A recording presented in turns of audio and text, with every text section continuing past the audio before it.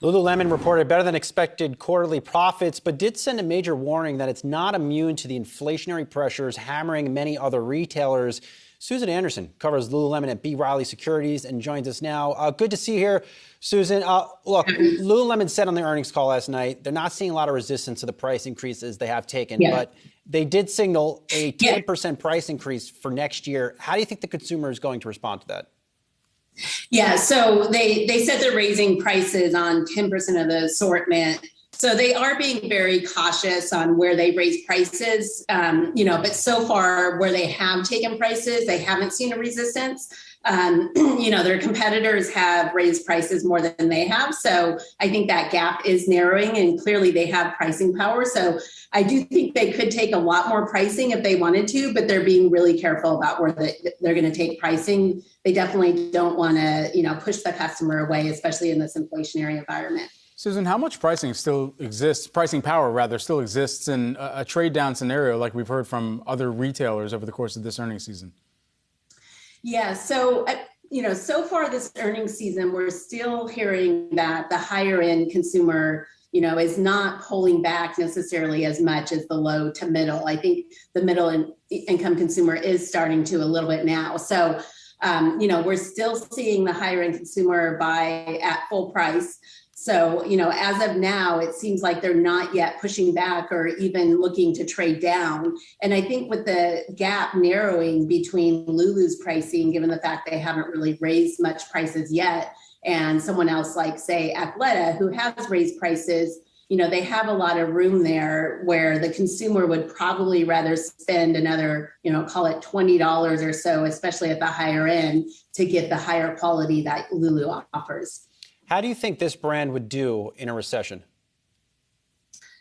I mean, I think in a deep recession, like the Great Recession that we saw right back in 07, 08, 09, everyone's going to see declining sales or at least weakening sales, depending on kind of where your base level was. So, I think you would definitely see the higher end consumer also pull back in that type of scenario where, we see significantly rising unemployment rates. But as of now, we haven't really seen that consumer pull back just yet. I think because employment still remains very strong, but in a deeper recessionary environment, I would definitely expect them to pull back and for Lulu's sales to weaken because of that.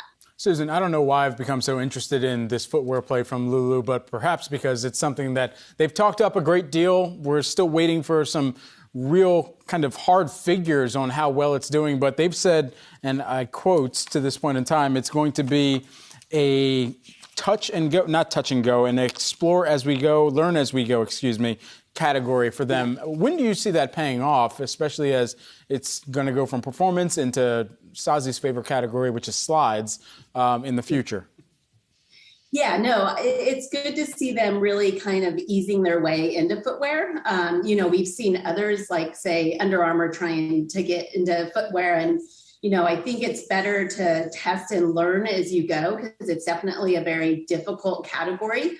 So far, it sounds like the launch of their women's footwear lines have been success. And if you just look online, most of them are actually sold out. I think it was definitely a limited edition launch, and that coupled, with supply chain issues everywhere, probably the allocation was pretty low, but so far it sounds like it's been very well received by the consumer.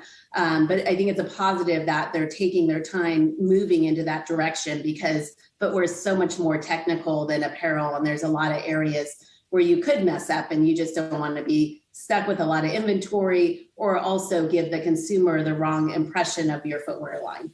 I have been surprised, Susan, by how fast, compared to how fast Lululemon has gone in the past, entering new categories. So footwear, they talked about on the call last night, golf. I believe they're also now going to start dabbling in hiking in a couple weeks with some form of new line. Is the ultimate loser here a company like an Under Armour?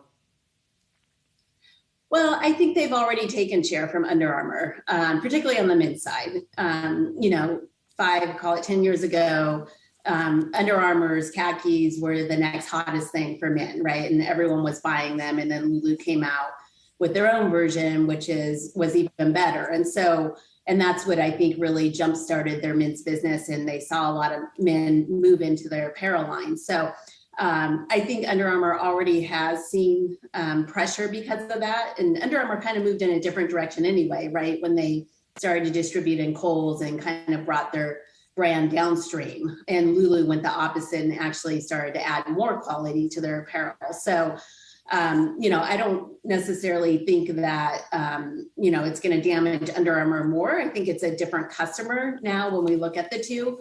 It's slightly different customer. On the golf side of things, though, there maybe could be some more share to be taken. Under Armour is definitely a strong player, particularly in golf polos.